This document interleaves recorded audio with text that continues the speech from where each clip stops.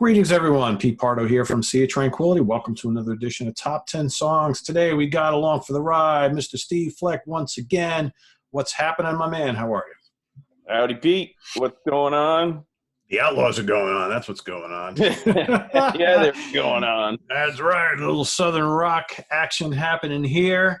Top 10 songs of the Outlaws. One of my favorite Southern rock bands of all time. And man, a lot of killer songs. This actually was a very hard list to put together. Very, very hard. A lot of really good albums, a lot of really good songs. And but, you know, we do the best we can when we do stuff like this. So I have tasked Steve with doing the same thing as me, is pulling out 10 of his favorite tracks from this, nice-sized discography. And I'm curious to see what he's come up with, because I have a feeling we're going to have a lot of different songs on this list. So Steve's going to kick us off with his number 10. Yeah, Pete, you mentioned this was a difficult task. 10 is not nearly enough. You and I have been into the Outlaws for quite some time, and I'm gonna agree that it was difficult. And again, this list could change at any time. But as of this point, I'll start off with my number 10. It's going to be from a bit of a sleeper album, although it did pretty well. And that's Playing to Win, produced by Mutt Lange, and it's going to be Taken Any Way You Want It. The opening track, there's that crazy gambler. Look at that. Yep. I could cheat and add the next song, which it segues right into, called Cry Some More. Yep. Got to listen to that track when you listen to the first track. But Take It Any Way You Want It. Love it. Starts off kind of mid-tempo and then gets frantic, right? Yep. Just goes into mayhem and right-handed guitar mayhem, and just love it. The harmonies, the production, engineering, recording, love the song to death. It's my number 10. Cool. All right, so I don't do this too often, but I'm going to pull a mulligan today. I've got a tie for my number 10 because there's a song off the very, very new album from 2020, which I absolutely love, and I just could not leave off this list. So tie for number 10. We're going to go to the Ghost Riders album. All right, so that's that bad boy right here. And I have a 2-on-1. Steve and I were just talking about this before I went on the air. So we got Playing to Win and Ghost Riders. So Ghost Riders from 1980. Going to go with the song The Devil's Road. Freddie Salem, baby. Yes. Beefy riff and kick-ass leads. Great chorus. Got a real big kind of Skinner vibe, I think, on that particular song. It's just such a snarling, kick-ass heavy rock song. Heavy Southern rock song, I should say. I just always loved Devil's Road. I love the Freddie Salem stuff. I love him in this band. So that's my number 10, and tied with the title track to Dixie Highway. Can you hear me? Just great Henry Paul song. I love the guitars. I love Henry's vocals on that particular track. It's got that anthemic chorus. The rhythms are just going ape crap underneath. It's just an unforgettable Southern rock anthem. And ironically, you know, you got so many guys from this band have passed, but Henry is still manning the torch. It's basically kind of like the Henry Paul band with the last vestiges of the Outlaws together, still making great music. So I know there's probably people who haven't listened to the new Outlaws stuff, the last couple albums. Man, they're really good. And I love the new album, and Dixie Highway has become one of my favorite Outlaws tracks. So Devil's Road tied with Dixie Highway for my number 10. Nice, and I love Devil's Road as well, and I'll echo this sentiment. You know, that Freddie Salem was a great add to this band. Heavy Les Paul, Yep. Very, very unique vocal, heavier style vocal. Sounded like a big man, real soulful kind of vocalist, and wrote a lot of really nice, heavy driving tunes, and played the hell out of that Les Paul. And he was not Henry Paul, which was cool. And like you said, last show, I think, you know, that's not what they did back in the 70s and 80s, you know? Yeah. So I would agree with Henry Paul, man. And that's a great track. I have it on my honorable mentions. My number 9 is going to be another bit of a sleeper, maybe. It's a Harvey Dalton Arnold tune from one of my favorite let's call a spade a spade. It's my favorite Outlaws album. It's called Hurry Sundown, and the track is called Hear My Heart Talking, and it's a Harvey Dalton Arnold band track He was the left-hand bass players in the Outlaws, the mid-period Outlaws, for a couple of years. And man, what a great voice, melodic, great writer, added so much to that band. Stellar bass player, and I just love that song, man. It is so catchy, so hooky, and it combines. It's like one of the best of the Eagles, and it's just a fantastic track. I love it. Yeah, I mean, the Outlaws were always kind of like this band. Like at their heart, they were just a great country rock band that played kick-ass guitars, right? I Yeah. mean, even like, you could say that about a lot of the Eagles stuff too. But these guys were from the South, and they were some serious players in this band. And so it was always kind of like, especially early on, it was this fine line between country rock and kick-ass, 2 or 3 guitar army Southern rock, right? So yeah, it's a great tune. It's one of their more kind of commercial tunes, and it really works. Very memorable. So yeah, I can't argue with that pick at all. My number 9, we're going to go to Playing to Win, which you just talked about, 1978. Mutt Lange produces for the one and only time. You Are the Show. What a great song that is. That song could have been like a huge hit. Should have been a huge hit. This album is a little less of the early country stuff from the albums that came before it. More of like a good hard rock song. This song just totally kicks. Great chorus. You got the heavy riffs, the snarling solos. And this is the first album with Freddie Salem in and Henry Paul out. So you got a little bit different flavors going on here. And I think with Mutt Lange at the helm, you knew you were going to get something a little bit different. And they did. But I just love You Are the Show. Great, great song. So that's my number 9. Yeah, we're going to talk about that track a little more later too. However, talking about Freddie Salem entering the Outlaws, yeah, it was his first album with them studio-wise, and he came on the stage with them before that album for the Bringing It Back Alive live album that we both dig, and yeah, great addition and some great tracks by him. Gonna rewind a little bit for my number 8. It's gonna be from the first album. It's a track that is a album track for sure. And I want to say it might be like the 3rd or 2nd track on the album. It's called Song for You, and I just dig the heck out of the riff. Yeah. Number 2.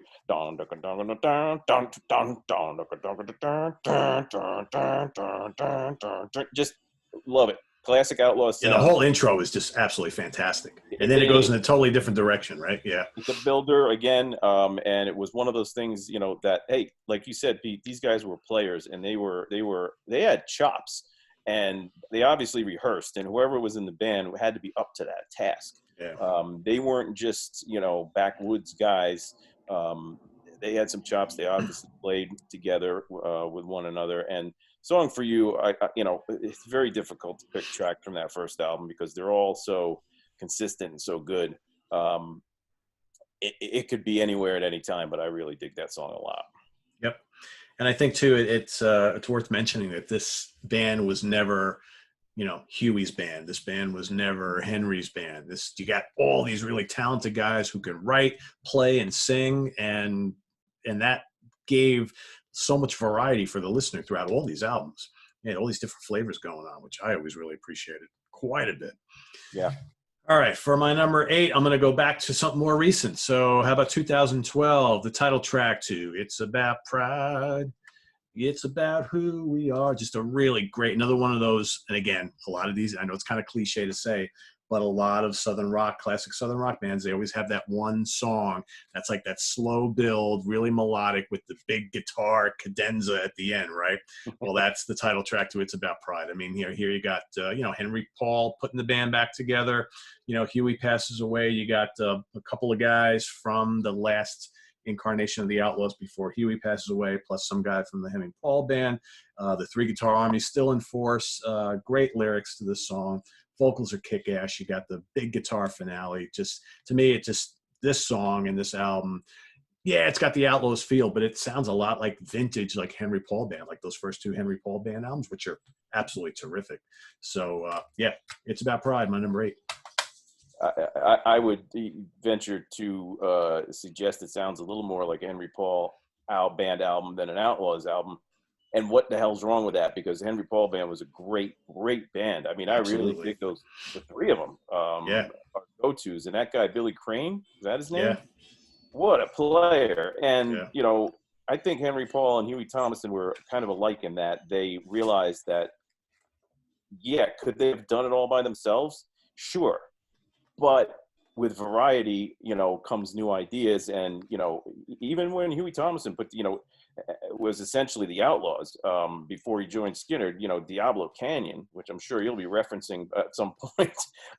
He had that, I can't remember the gentleman's name who was playing guitar and singing on there, but what a soulful killer rock and roller that guy was. And that was Dan Hicks. Yeah, that was great. What an ad. And that's really what Henry Paul and the Henry Paul band did very well. So I would agree with you there. They're very similar characters when it comes to building a band with a lot of different faces and characters. Yeah, exactly. Brings me to my number 7, right? Yeah, number 7. Going to go to the Ghost Riders album, and this is one of my favorite tracks of all time. And we talked about the man before. This is a Freddie Salem song. It's called White Horses. Love that track to death. And I really like that album a lot too. I want to say that's probably that's where I found the Outlaws in 1980. When that Ghost Riders thing hit the FM radio circuit, I was like, what in the hell is this? And went and picked that record up, and I just wore that out, especially side 1, Oh, yeah. It just busts out of the gate in a big way. Yeah. Yeah, and White Horses is an atmospheric kind of it's a very melodic track, and that's something that Freddie Salem could do as well, and did a fine job on it. Great big chorus. We ride white horses. Very they were into that Western feel back then, a lot of cowboy stuff, a lot of, obviously Ghost Riders, and that was a thing in that time period. So yeah, great song. Yep, I dig it. That whole album is really. That's the first album I ever bought by them, and I was hooked. Then I went backwards and started. Yeah, it's precisely. Speaking of going backwards, I had to have it in my top 10 somewhere. Their first big hit. It's a Southern pop classic. There Goes Another Love Song. I know everybody's heard it. Everybody loves it. Again, another really good kind of country rock pop track, but just absolute genius hook in the song. It's got great instrumentation too, going behind the lyrics and the verses. It's just a really, really great song from a really, really great album. So There Goes Another Love Song, number 7. There Goes Another Love Song is a great track. It was in and out of this top 10 number of times for me. I can't say that it wouldn't show up again next week. I really do appreciate that track a lot. I think it's a great single. It's a great song. It's a great way to kick off that album. The sound of the setup, the engineering, production, recording is stellar, very crisp. Guy did that who did the Doors album, right? That did the Doors albums. That was Paul Rothchild, yeah, Paul Rothchild, the first 2 Outlaws albums. So no surprise there. Really a legendary producer, and that's a really great song. I really like it a lot. Going to bring me to my number 5. No, I'm sorry, my number 6. Yep. Crazy here. It's going to be, again, I'm hitting the Playing to Win album. This is going to be You Are the Show for me. Pete already mentioned it. Kind of in that formula of, moody at first, and then it catches speed and rubber hits the road, and it's like, wow, this is a heavy metal kind of tune, Yeah. And they get picking and, trading off solos, and I just love the aggressive heavy feel of that when that kicks and starts rolling, and it's just one of those tracks that it really is blistering, and there's melody in there as well. Lots of good time to mention, the Outlaws, no matter who was in the band, are always about these lush vocal harmonies, right? They said, let's sing like the Eagles, let's play like the Outlaws. And, they did. And this was, again, Mutt Lange came in and gave him a little bit of a different sound. It was it was nice and layered. And it was a different approach and a little more guitar heavy. And I love You Are the Show. Yep. That's great song. Totally dig it. All right. My number 6, another song I just had to have in this list because it's like the first Outlaws song I really got into, and it's the title track to the Ghost Riders album, Ghost Riders in the Sky. You know, obviously it's not their original song, but they, you know, I just like, it just exemplifies all that is great about this band. You know, you got the you know, the great kind of country and western and cowboy thing going on, all these themes, and then the back end of the song are these like face melting guitar solos, right? It's Yeah. just, it's a southern rock anthem. It's like one of the great southern rock songs of all time. So Ghost Riders in the Sky, my number 6. Back to you for number 5. That's a great pick. We'll talk about that in a minute. So on to my number 5, and this is going to be a sleeper. It is not a track that they wrote, and it's from a sleeper album, which I really do like a lot. I just thought that the either the mix or the stamper or the master was absolutely indefensibly bad, overmodulated, and horribly muddled, and that is Los Hombres Malo, which was the follow-up, to the very sonically clear and great Ghost Riders. I don't know what the hell happened. I do know that CD that you have of it, Pete, where they remastered it, sounds absolutely the bloody same. It's just as bad, except there's 4 bonus tracks on there, which were for radio, and they were remixed, and those sound stellar. Yeah, go figure, right? I remember writing a review on Amazon.com, and I was just, you know, I remember listening to that way back years ago. I was still in New York, you know, I was listening to it on my iPod. I'm like, all right, let's listen to these bonus tracks. And I'm like, holy crap, this comes alive. This is mixed correctly and mastered correctly. And so I believe it was Don't Stop, which I love, a Rebel Girl, which I'm going to talk about right now, and might have been from there were 2 other tracks. I heard stuff. Back from Eternity, wasn't that one of them? I'm trying to remember. Back from Eternity was one of them, and that's a great. I love that track. And so, to me, hearing the different guitar parts that were in Rebel Girl and that were in Don't Stop and that were in those songs was like a revelation. Would have been such a better album if it sounded better. But anyway, I'm getting a little crazy here.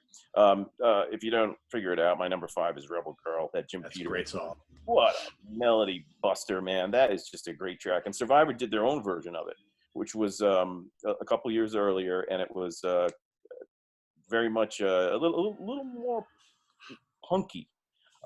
This version is superior in my opinion, but I just love the melody of this song, the emotion of this song, the way it builds, the way that Huey sings it, the way the solo comes in, the bridge building up to it is just, and the way it comes down,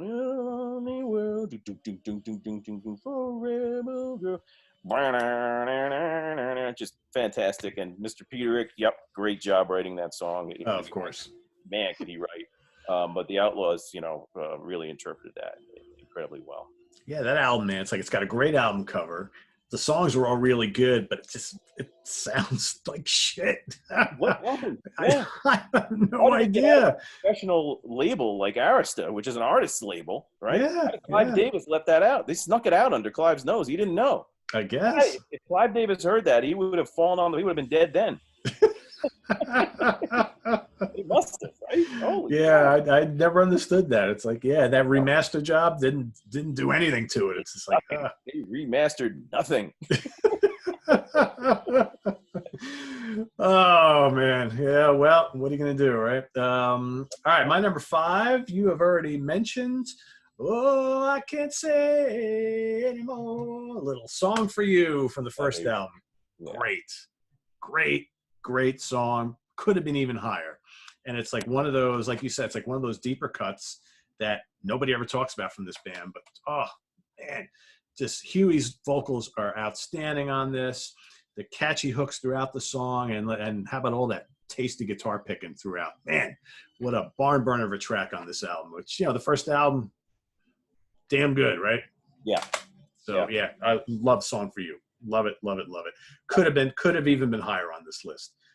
Yep, agree. Ask me next week, it might be my number 3 or 2 or whatever. But yeah, it's sure. A great song. You and I coming of age on the Ghost Riders Outlaws. I remember going back and buying Hurry Sundown, and the first track on that album, Gunsmoke, and hearing Henry Paul sing, and I was like, it's like a different band. It totally is, yeah. It was a shocker to me and something I had to get used to. Years go by, I totally embraced the first three Outlaws albums as the works of art that they are, and that band. And that album, Hurry Sundown, probably the best thing they ever did. Oh, it's arguable, but that's just a fantastic record. yeah. It was a change, but a really good change. And I would just, submit that, like a lot of bands, there's a lot of different eras of this band, and they had a lot of comings and goings. And They did. I mean, yeah, you listen to those first three albums, and like we said, it's good, like early Southern rock, but very country rockish. And then they go through this other period where a lot more hard rock elements coming in, different types of production. Then freaking Diablo Canyon is like a totally different beast, right? And then you got now the newer stuff is more back to like the Henry Paul band type thing. So yeah, a lot of different eras in this band. And then you got that one album, I forget which is the one, the really bad album. Soldier of Fortune. Yeah, that's not very good. That's not Yeah, very good at all. But it's typical 80s album, right? It's just they succumb to what everybody else did. But not a lot to recommend on that album. But you mentioned The Eye of the Storm is a good album. Los Hombres Malos, like we talked about, it's great song. Sounds like crap, but it's a lot of different flavors throughout this catalog. Really cool stuff. Anyway, all right, what are we up to? Number 4 for you, right? Yeah, number 4 for me. That's going to be what you talked about already, Ghost Riders. The song is just probably, I can't ever listen to another interpretation of that song ever, having heard this. This is about as good as that song can get. Sorry if there's any, I forget the writer's name, but there's been 20, 25 versions of this song. So it's folklore. But Ghost Riders, you said it all. Only thing I want to mention about it is that you didn't mention is that Huey Thompson's guitar solo at the end, when it just explodes, like you said, into that frenzy of guitar soloing, is almost one-upped by Freddie Salem's, and it might be Billy Jones. I don't know, because Billy Jones is a hell of a guitar player. Oh yeah. But whoever's playing that Les Paul solo,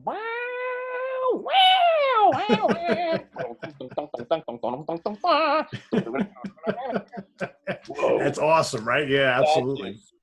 Shakes my underwear. I mean, that is like, I can't tell you how many times I went back with the needle on the record, played that again and again. I think my album has put the needle on the record, play that again. It's blisteringly good. Oh yeah, such a great bend, and just oh man, yeah. That's all. I'm done. Yeah, it's a great solo, man. I tell you, it's that to me. We're going to talk about it. Greengrass, obviously, and it's a Freebird, all these like great Southern rock guitar solos. But man, the end of Ghost Riders has got to rank up there. Got to. It rivals any in moving the bowels, man. I'm telling you, it's absolutely. You're just like. Okay. All right, my number 4, I'm going to go to the freaking live album, right? Bring It Back Alive, a little Hope You Don't Mind. I mean, come on, got to have that. Yeah. Got to have that song. Another great Freddie Salem song that does not appear on any of the studio albums. Great hard rocker, only appeared on this. And there's the Guitar Army in there, in all in their glory. I mean, what a great live album, right? There's that lefty bassist, man, Harvey. There he is. Yep, exactly. Great album, great song. I just always, I remember like this was the album that I bought after Ghost Riders, and I remember listening. And again, like you said it, a little bit different because you got some older songs on here. And then I remember hearing that song. I'm like, whoa, that kind of like stands out a little bit here because that's a pretty rocking song. And then again, most of this album is pretty rocking, but that's definitely one of their heavier tracks. But Freddie wrote really good hard rock tunes when you got down to it, and some melodious ones as well. Yep, exactly.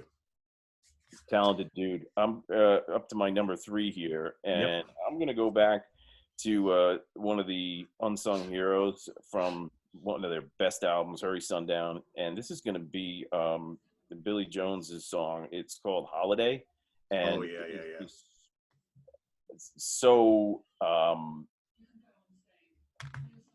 melodic and groovy and moving.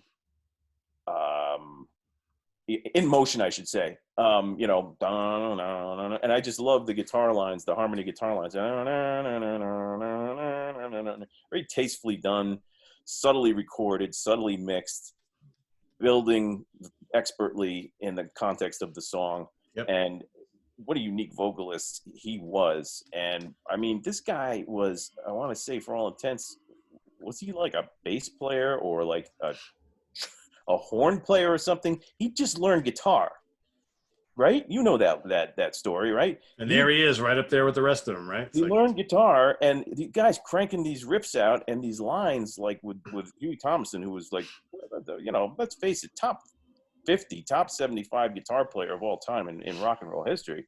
And there he is standing alongside this guy, man. What cojones. yeah. But really, Billy Jones was a really talented dude. I didn't get where his songs fit in during some of the Freddie Salem era albums, good though they were, and I learned to appreciate them later. But the way I saw now why he had songs on those later albums is because he was a big time writer and a big time part of this band, the singer as well on the first three albums. And to me, Holiday is his best song. And Yeah. What a killer chorus. Killer chorus. You could arguably say that he was the best guitar player ever in this band. You could arguably say that. There's nothing that is evident to me that couldn't be a true statement. I mean, you got to look at some live clips of Greengrass and High Tides from this time period with him and Huey trading back and forth. Yikes. That's some scary stuff, right?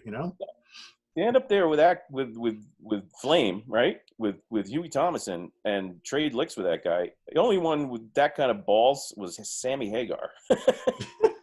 All right, you talk about standing up there on stage with a guitar god. Holy crap! Yeah. No, Billy Jones was the man. Sadly, passed away. But what a great talent. Yeah, that's a great song. Good choice. Yeah, thank you. All right, let's go to Lady in Waiting, which we have not talked about yet, from 1976. How about a little bit, Why Don't You Stick Around for Some Rock and Roll? Good kind of Southern rock boogie track from them.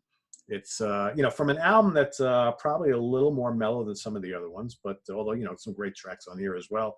But and they saved this one for all the way at the end. And it's probably, arguably, even better on the live album, but we won't go there. But, guitar licks all over the place, great chorus. It's like I said, it's just a great Southern rock and boogie track. It's a killer anthem for the band. This song probably has that typical Southern rock attitude that a lot of people think of when they think of the greats, the legends of the early Southern rock genre. A song like that just kind of like fits with a lot of the Skynyrd stuff and the early 38 Special stuff, and especially right? And especially like the early Molly Hatchet stuff. It's like, it just kind of, that's the sound right there. That's like, you want to explain to someone, well, I don't know anything about 70s Southern rock. Well, listen to Stick Around for Rock and Roll, man. That's kind of got all those attributes there. So that's my number 3. Great song. Yeah, 38 Specials, Turn It On, and stuff like that. The ending an album with a jamming piece of music that, really kind of lyrically describes the lifestyle. Yeah, absolutely. Yeah. Let's see. All right, the top 2. Here we go. Yeah, we're getting there. Number 2 for me is going to be Angel's Hide from Ghost Riders. Oh, wow. Good song. Good choice. I think, and again, that was my first album, so it is going to hold a special place for me. And it was on side 1 of that album, which I would put up against many classic album sides. And Angel's Hide, there's so many great Huey Thomason songs. There really are. And late into his career, there were great Huey Thomason songs. He had that way of, with his incredibly unique voice and unique guitar playing, so uniquely identifiable. So the classic kind of Huey Thomason song is a soul search and a mysterious lyric, and it almost like I would compare it to like this vast kind of barren Western landscape, and that's the feel I get from a song like Angel's Hide, which is very somewhat spiritual, but again, you think of a landscape in the barren West with tumbleweeds flying by and a gunslinger maybe somewhere nearby, and tells a story. And these are the kind of the elements of that Huey Thomason sound, and they're all very melodic, and they all have some really tasteful riffs in them, and thoughtful lyrics, and they're just high quality stuff. I really dig Huey as a player, obviously as a singer, but great writer. How about that like haunting chorus, right? I mean, that song Woo. just, yeah, you know, Oh, the harmonies, the way they multi-track the voices, it's just, man, it's great yeah. stuff. Ooh. Awesome stuff. Yeah. As is this next song. All right, when you talk about great choruses and haunting vocals, how about the title track to freaking Hurry Sundown? I mean, man, doesn't get much better than that. Doesn't get much better than that. That's just top-notch vocal harmonies on this. You got nice, tasteful solos. They don't go overboard. Again, another song that gives you everything you want in a Southern rock classic. And I love this album. Hurry Sundown is such a great, great album. You know, you mentioned Holiday before, Gunsmoke, and just so many great tracks off of here. And album cover kind of kicks ass too. I always dug that, even though it's usually pictures of the band. You don't say, great album cover, but I just think it's a cool picture of them and a great, great song. Great song. I always love Hurry Sundown. Yeah. My number two. Yeah. Well, we're up to my number one, and that is my number one every Sunday. There you go. That song. And again, it could have been any number of tracks from that album. What a fantastic album. I mentioned, some of the other tracks, in Holiday and in Hear My Heart Talking. But I mean, Hurry Sundown, to me, soup to nuts is the best and most consistent. And that is saying a lot, because there's a lot of best and most consistent Outlaw albums. But Hurry Sundown, the song, it's got all the elements. It's, I think it's, if I'm not mistaken, the lyrics are about a showdown, probably in the Old West, and some type of a conflict between a couple of individuals. And you just have that feel of like an old Western movie, Yeah. Let's face it, we're both movie buffs. We really dig. A lot of people really do. And yeah, the harmonies, the builds, the lines, the melodic guitar, the chorus in double time. I think that was the producer's idea. Huey had that song. It's in the liner notes to that remastered CD. But I think Huey had that song kind of floating around for a while in a different form, and it might have been a suggestion of the producer who was it Glenn? No, it's not Glenn Johns. It's the Eagles producer. Hold on, I don't remember. Yeah. Oh God. We know. Keep talking. I'll find out. So the producer, I believe, suggested that double time for the chorus, I want to say, and I think that's really what. It's just a fantastic idea, and it's just a great song. It's galloping. It's a galloping song. It's a galloping beat, and it's just fantastic all around. Love the song, but I could have chosen some other tracks from the album. Gunsmoke comes to mind. Cold and Lonesome, Night Wines, Man of the Hour, just all different textured songs. Bill Schmick. Yeah, you were right. Yes, there you go, the Eagles producer. So, and I do believe, well, it says so in the liner notes, the Outlaws wanted that guy because they were big fans of the Eagles, and they wanted, obviously to get a little bit of that. And, he was the producer extraordinaire of all of those Eagles albums, and did such a good job. And that was their encounter with him, and it was great. Yeah. Great song. All right, my number one might be looked at as a little cliche for some, but I love it. I can't decide whether I like the studio version or the live version better. So, of course, we're talking about Greengrass and High Tides. No matter which one, they're both great. I mean, the live album is obviously longer. You got a lot more jamming if you like that sort of thing. If you want a little compact, or the studio album. But, obviously it's their Freebird, arguably better. I'll go on record saying that I probably enjoy Greengrass and High Tides more than I do Freebird. Maybe it's because I've heard Freebird a million times, but they both had, Freebird's got that legendary solo, whereas Greengrass and High Tides, for me, I love the whole song. Whereas, I don't know about you, but if I hear Freebird, I could probably skip the whole intro, first part of the song, get to the solo, then I'm okay. Whereas Greengrass, I think it's just a really great overall song. And again, another Southern rock anthem. I've always just really, really loved a lot. I never get tired of hearing it. So this week it's going to be my number one. Next week it may drop down a couple notches, but there's a lot of great songs in this list. So it's, like I said, a hard list to put together. Yeah, real difficult. I had Greengrass in and out of the top 10. Again, next week it could be in there. Tough for me to not have it in this final top 10. When I first heard the song, I was, again, skipping all over it, trying to, figure out some of those lines and hear some of those guitar lines again. But you're right, Pete. It is the melody of the song and the basic first couple of verses of the song before they get into that big jam is really, really good and really atmospheric, and nice minor to major chord changes and really great vocals. Again, it's a great Outlaw song, and to be a great Outlaw song, it's got to be a good, solid track. Yeah. And it certainly is. It's a great pick and a great song from a great album, and let's face it, a really, really, really great band. Yeah. I just realized I actually have two versions of Hurry Sundown. So I have because you know why? Because in order to get In the Eye of the Storm, you can only get it with the 2-on-1, right? So I actually have Hurry Sundown standalone, and then I've got In the Eye of the Storm with at the end of the CD, Hurry Sundown. I was just looking at that. I'm like, oh, geez, I totally forgot about that. Yeah. Anyway, you got any honorable mentions? I'm sure you do. Oh, now that you mention it, I might, Robert, I might.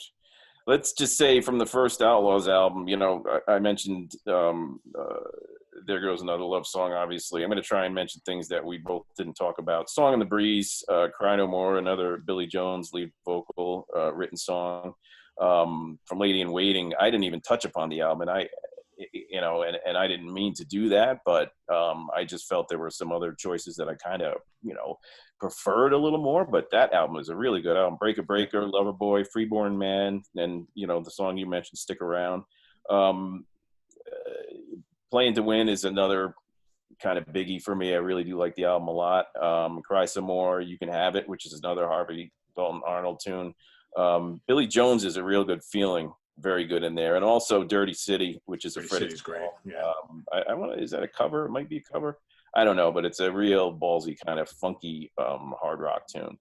In the Eye of the Storm didn't make the cut for either of us, but I listened to that album long and hard when I got it, and there's some great tracks, including Freddie Salem's Long Gone, which is very Hendrixy when you get into some of his playing and some of his vocals. Come On Dance With Me is a nice Billy Jones tune. Too Long Without Her, a Huey tune, and Blues Water, another really jammy Billy Jones song. Sorry. Ghost Riders, I love Devil's Road. Freedom Walk's another real good one. Freedom Walk was in my original top 10. Yeah, I think that's the closer, isn't it? That's a great song. And again, it was like, I was going to pull a mulligan anyway and have, a tie for number 10 regardless. That was actually tied for number 10 with Devil's Road from the same album. And then I was like, I got to squeeze Dixie Highway in here. So Freedom Walk actually got booted for Dixie Highway, but I absolutely love Freedom Walk, and that's my number 11. Not even thinking twice about it. This is how it goes, folks. You got 10 spots, and so you got a career that lasted decades, and so you got a lot of really strong tracks. Yeah. Los Hombres was a really favorite album of mine, despite the sound quality issues. But I really dig the heck out of Don't Stop, man. Oh, the way that starts off and the way it kicks in and the bass comes in, the bass drum and the drums and that heavy riff, and that really heavy song actually. That's another. Who wrote? That's a Freddie Salem song. Yeah, of course. Wrote it, sang it, played the riff, whatever they did to get those vocals, that vocal effect. Running is a real cool song. Rick Kua was the bass player on that album, wrote that song, I believe, or maybe that was a cover tune. I think he wrote a song, You Can't Come Out of the Rain, nice melodic song. And of course, Back from Eternity. Soldier of Fortune had its moments. I kind of like the title track. I like Henry Paul coming back. Cold Harbor is a really kind of cool atmospheric track. From Soldier of Fortune, and The Night Cries also is one that I listen to kind of here and there. Didn't mention Diablo Canyon, but that's a really strong album. For me, I love the title track. I don't think there's any songs on there that aren't innately listenable. Dregs Fall to the Wicked is a fantastic rock tune, man. New Frontier as well, which is material, I believe, at least sung by the gentleman whose name I forget you mentioned before. Dan Hicks, yeah. Yeah, Dan Hicks. Or Chris Hicks. Is it Dan Hicks or Chris Hicks? I don't remember. I think, there is a Chris Hicks. Chris Hicks, that's him. Yeah, that's Chris Hicks, yeah. Right. And Freedom in Flight, He was also in the Marcia Tucker Band for a while. Well, there you go. See? Anyway, I've spoken enough. I hadn't listened. I don't have enough experience. So I did listen to that new album they put out, and I really enjoyed it. Oh, Dixie Highway is great. Yeah. Yeah, I don't have the experience in listening to it. I listened to it, MP3 in the headphones, and it really enjoyed it. Just didn't have the listening time. You don't have the history with it. Yeah, yeah. Yeah. Yeah, some stuff from, I'm trying to think, some stuff that we didn't mention from the first album, Song in the Breeze, Waterhole, and Keep Praying, I like a lot. I love Breaker Breaker from Lady in Waiting. It's great. Prisoners, another track. From Hurry Sundown, Gunsmoke is great. I love your track, Here in My Heart Talk, and Holiday, both great. Cold and Lonesome is great. Heavenly Blues is really good. From Playing to Win, Love at First Sight, really cool tune. You mentioned Dirty City. In the Eye of the Storm, Lights Are On But Nobody's Home. Pretty cool song. Blues Water is good. Coming Home is good. From Ghost Riders, White Horses, Angels High. Love those songs. Freedom Walk we talked about. From Los Hombres, Don't Stop, Rebel Girl, Back from Eternity, Easy Does It. From Diablo Canyon, the title track, Dregs Fall to the Wicked, Let the Fingers Do the Walk, and Making Blues, Brother Travis is great. Yeah. And from It's About Pride, Born to Be Bad is great. Last Ghost Town could have been off of one of the first two Henry Paul albums. Man, it's so good. Trail of Tears is great. The Flame. And then from, I got to hear Dixie Highway, Southern Rock Will Never Die is amazing. That also I wanted to put in my top 10. And then in that song, he mentions, Henry mentions like all his fallen Southern Rock comrades, right? So it's all about, how this Southern Rock movement's never going to die, even though we've lost Ronnie and Huey and Charlie. And so, all these guys, right? Endless Ride is a great song. Windy City Blue is really good. It's really cool. Allman Brothers style instrumental. So yeah, so many great songs. Not enough slots for them all, but that's the way the ball bounces, so to speak, right? So be interesting to see what everybody thinks as far as their 10 songs are concerned, or top 5, top 10. So put it in the comments and feedback below. We want to hear what your favorite Outlaws tracks are.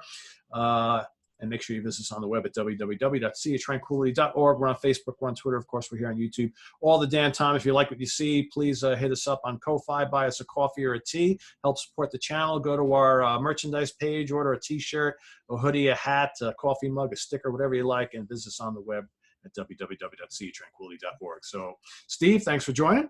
Good to see you on here once again, talking some Outlaws. Steve and I have talked a lot of Outlaws over the years, I got to tell you. Yeah, we sure have. Yeah, pleasure to be on here with you again, Pete. Let's do it some more, and we got a lot of other great stuff to talk about. And yeah, always glad to have the time and talk. Feel good stuff, man. There you go. Sounds good. So thanks everybody. For Steve Fleck, I am Pete Pardo. We'll see you guys real soon. Have a good one. Bye bye.